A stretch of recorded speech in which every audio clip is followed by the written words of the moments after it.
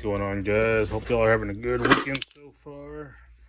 Just doing a little bit of cleaning up, putting things back together. Did a little O2 sensor replacement today.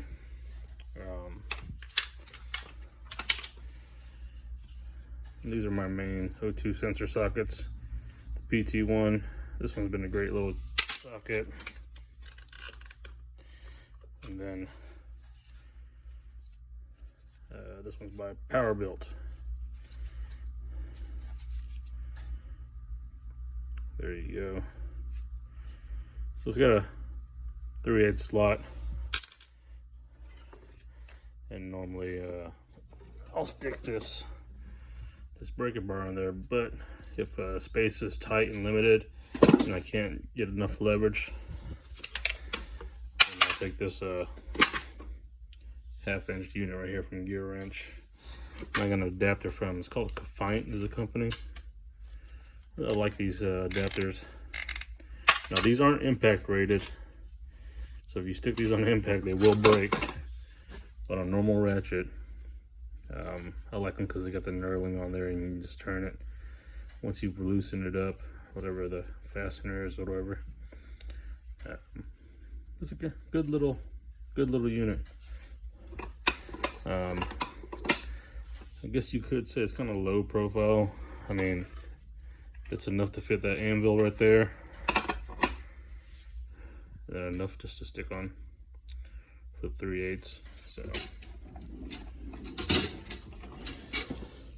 but and here's the rest of the sets. It's got the 1/2 to 3/4.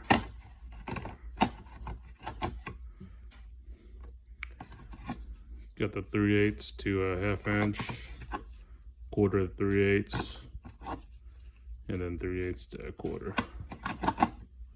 And the one I was using earlier. But let me go ahead and get this cleaned up, put away, and then we'll get into tool haul. Alright, so here's what you're all here for. Tool haul. We're going to start off with the first one. Picked up the pair of these little 7.5-inch Knipex. Knipex, made in Germany, 870180.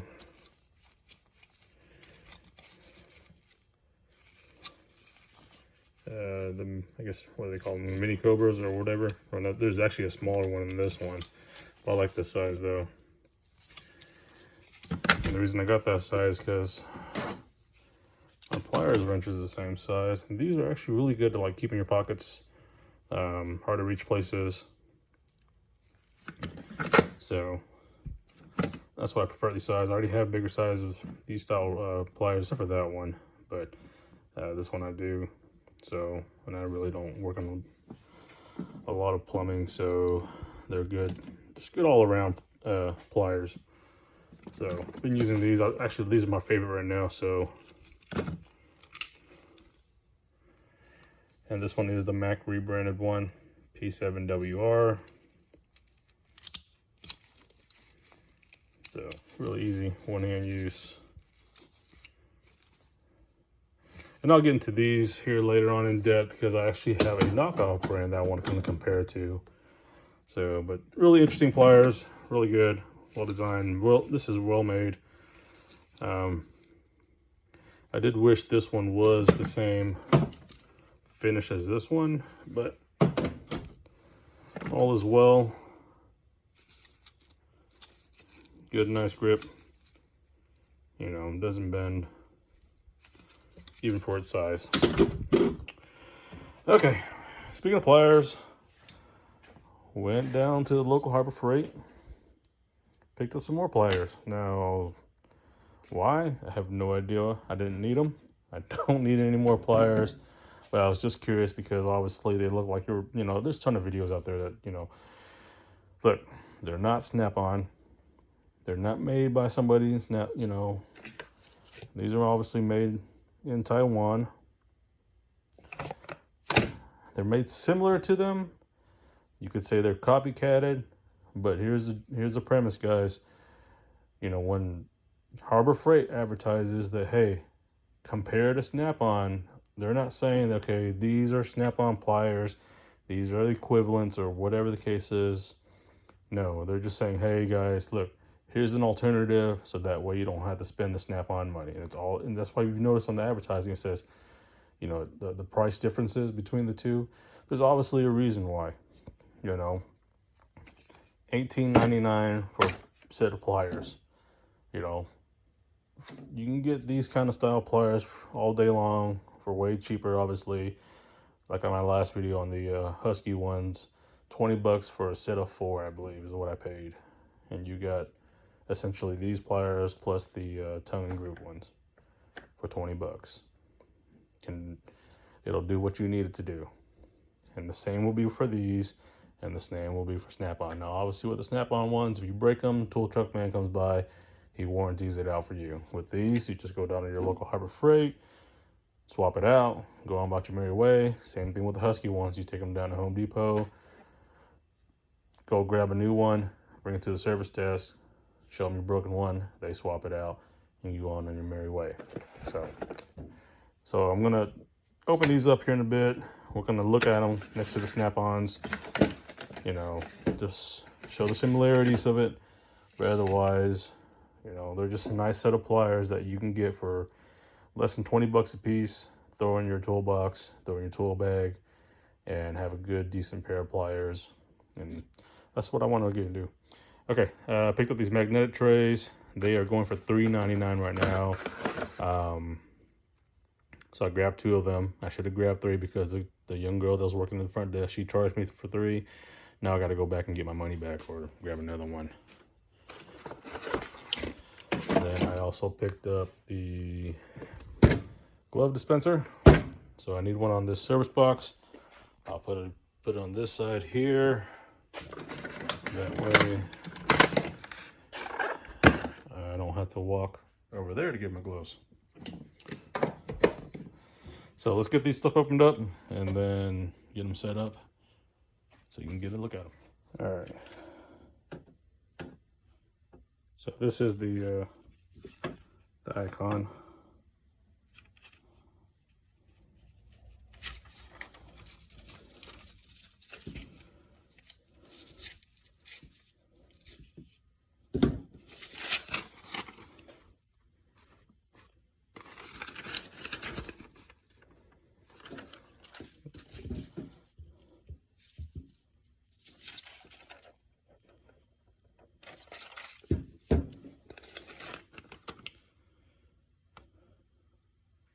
Yeah, so you can see there. So let's see if we can,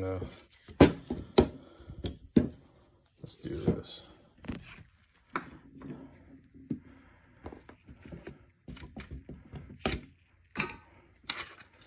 We're gonna put a few drop of oil.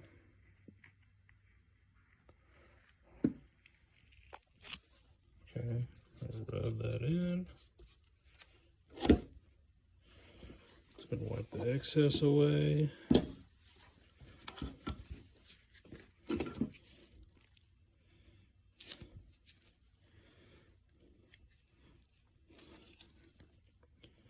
So it should be wet enough on there to see how well it grips.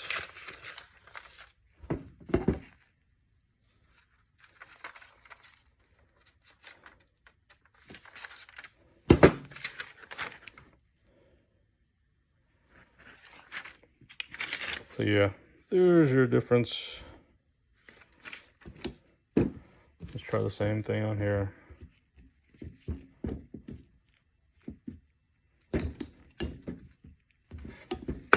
Maybe 1 second. Okay, got some oil in there. See the sheen?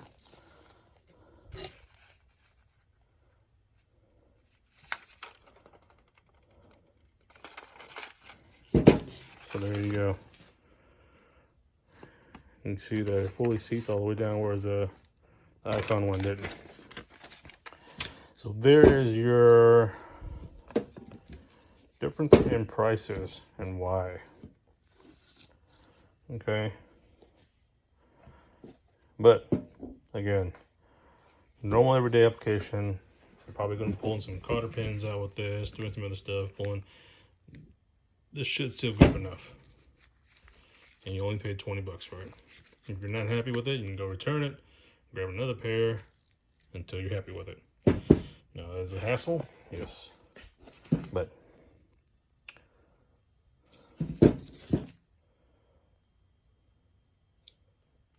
so you can see here, the way they designed it was all the pressure were built into this tip right here, which is the whole point of a needle nose. So Icon needs to work on that. All right, there's that one. Icon slip joint pliers. Same thing here. You can kind of tell the difference already. And I think the thing is the fact that when they meet together on those teeth, they're creating that gap. Whereas you see here, on this older one, the teeth, even as old as it still bites into one another. So it crisscrosses, so that way you get a fully seated grip. No grab into it.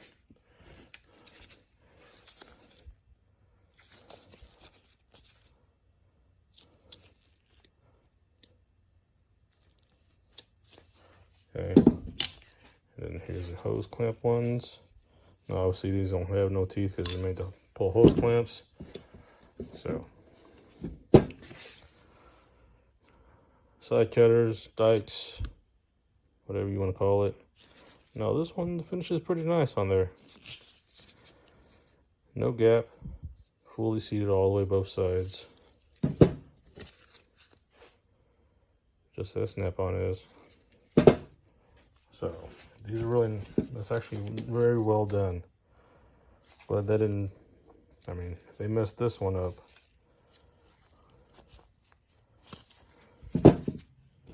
Now, obviously, I have the smaller size on my 100-year anniversary set on these. Same thing with the slip joints. Only the needle nose was the bigger of the three.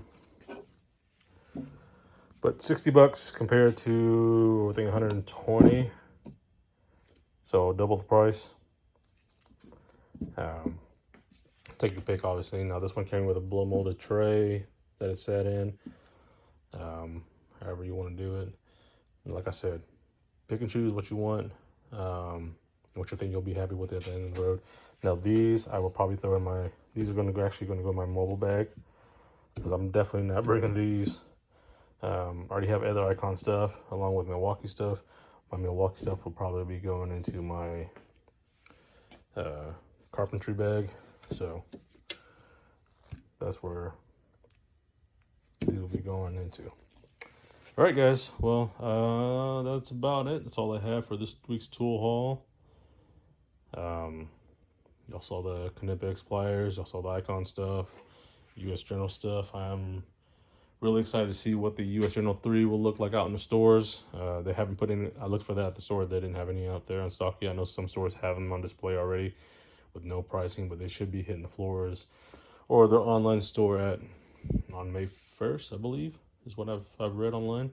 So I want to see what that looks like. If not, I will most likely either be going to that or a Husky layout, because I've already been using Husky for, over a decade. Had no issues with it, and I would prefer to have a red box to match this US General Service Bank one, but that's not the plan yet. Update on the Pilot. As y'all saw in the last video, got the wheels and tires on. This is the other side. Cranked it up already. Got a few lights on. I need to go find a harness for the front driver's seat, because these seats came out of a newer model. So, which they still fit fine. Just the harnesses are different. And my dumb butt threw the other seat and harness away already. So I need to go to the junkyard, pull that. And that should take away the airbag and seat belt light. And then that's pretty much it. Test drove it already, run smooth.